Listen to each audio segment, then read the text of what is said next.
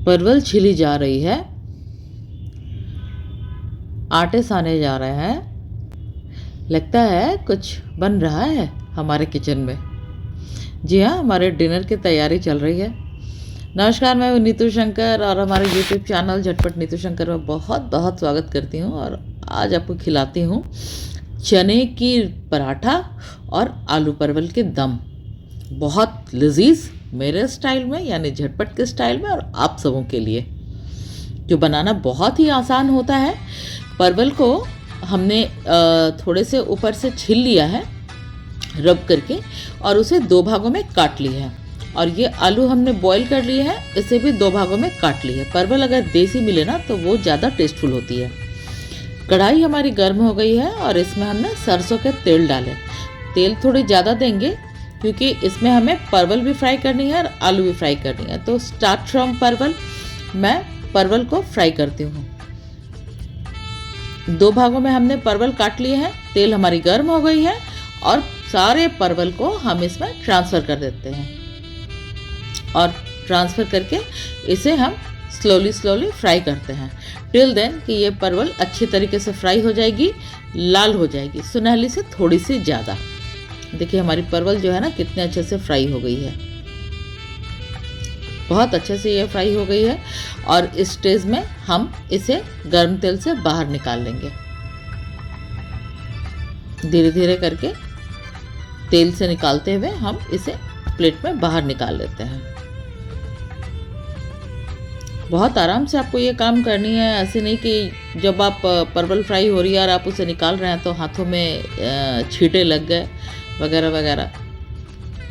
जब ये हमारे परवल अच्छे से निकल गए हैं तब उसी गर्म तेल में हम अपने आलूओं को ट्रांसफ़र करेंगे और उसे भी थोड़ी सी सुनहली होने तक फ्राई करेंगे। जितने आलू हमने बॉईल कर रखे थे ना, सारे के सारे आलू थोड़े बड़े बड़े पीसेस में आप काटेंगे और काट कर इसे फ्राई कर लेंगे।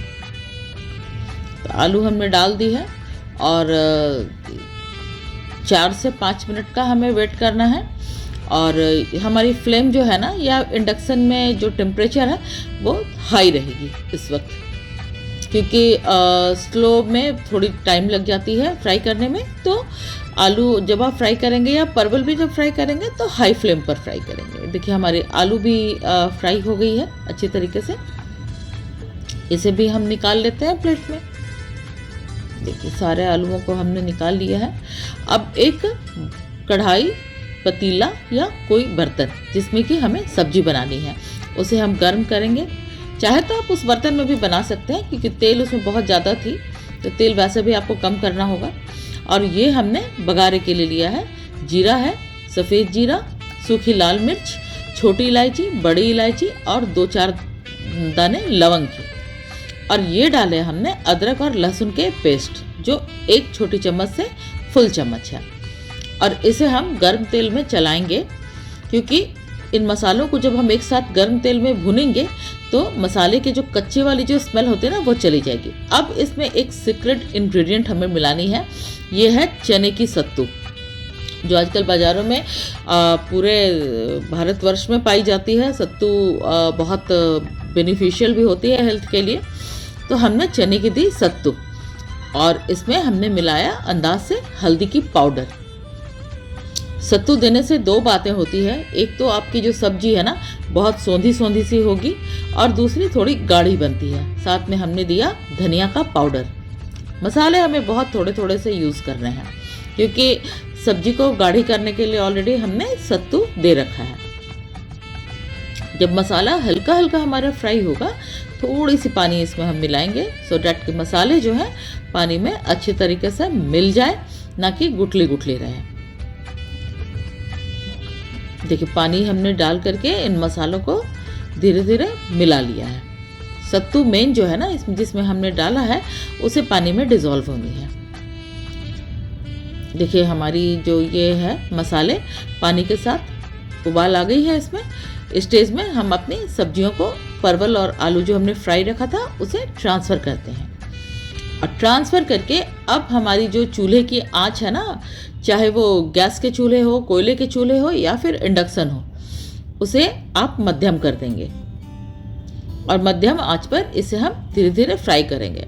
इस स्टेज पर हम स्वादानुसार नमक मिलाएंगे। नमक पहले मत दीजिएगा, इस स्टेज पर नमक मिलाएंगे स्वादानुसार और धीरे धीरे मीडियम आंच पर इसे हम बहुत अच्छे से फ्राई करेंगे जब तक कि ये देखिए सूख न जाए। जब पूरी तरीके से ये सब्जियां सूख जाएंगी, यानी पूरे पानी सूख जाएंगे, इस स्टेज में हम थोड़ी सी 1 चम्मच घी मिलाएंगे।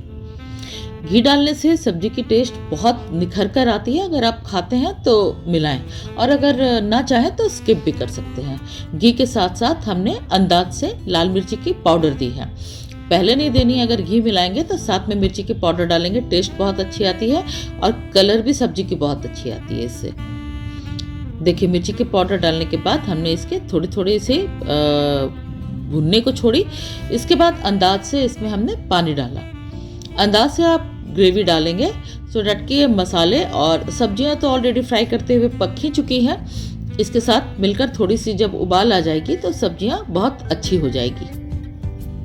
सब्जियों में जब पूरी तरीके से उबाल आ जाएगी तभी हम एक मैशर लेंगे और अगर नहीं हो तो आप लैडल भी ले सकते हैं और इससे 3-4 आलूओं को आप अच्छी तरीके से मैश कर देंगे।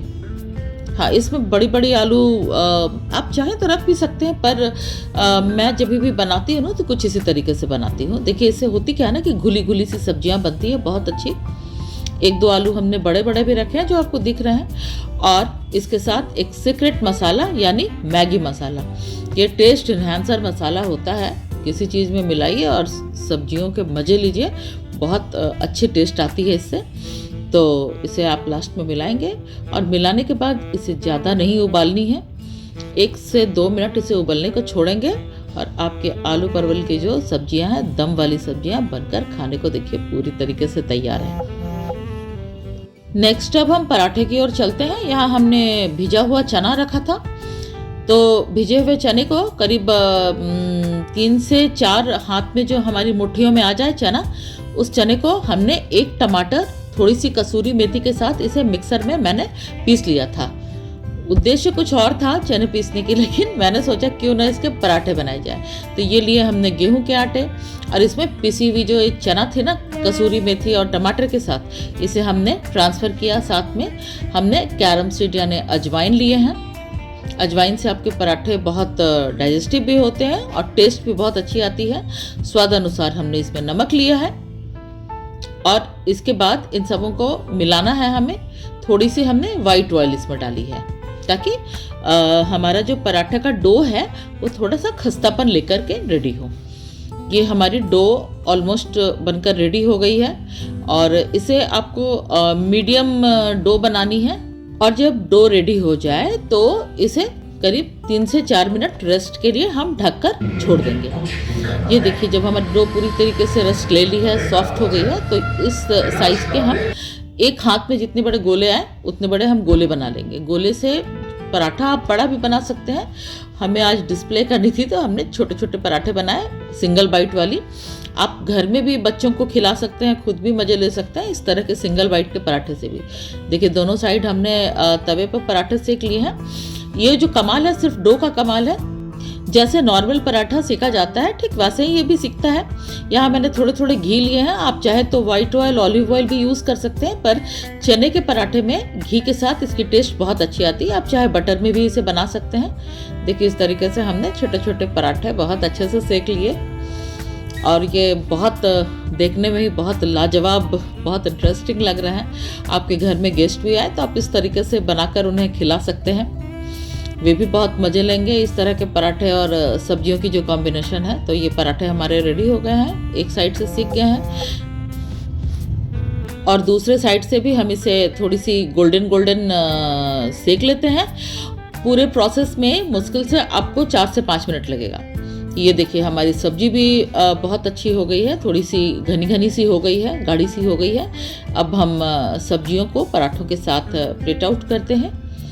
देखिए हमारी सब्जियां बनकर खाने को पूरी तरीके से तैयार है। बहुत लाजवाब सब्जी बनी है। आप बनाएं इस तरीके से और अपने घर में एंजॉय करें, अपने बच्चों के साथ, फैमिली के साथ, अपने गेस्ट को भी खिला सकते हैं।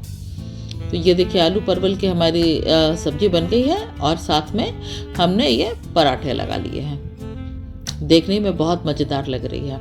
तो इस तरीके से आप अपने घर में बनाएं और हमें कमेंट सेक्शन में अवश्य बताएं कि हमारी बताई गई आज की चने की पराठे और आलू परवल के दम की रेसिपी आपको कैसी लगी। अगर मेरे चैनल को अब तक आप लोगों ने सब्सक्राइब ना किया हो तो प्लीज़ प्लीज़ प्लीज़ मेरे चैनल को सब्सक्राइब कीजिए। वीडियो पसंद आए तो अपनी लाइक प्रदान करें और हमें कमेंट सेक्शन में अवश्य बताएं कि हमारी बताई गई रेसिपी आपको कैसी लगी। तो फिर मिलते हैं बहुत जल्दी एक इसी तरीके की रेसिपी के साथ। तब तक के लिए नमस्कार, ख्याल रखें।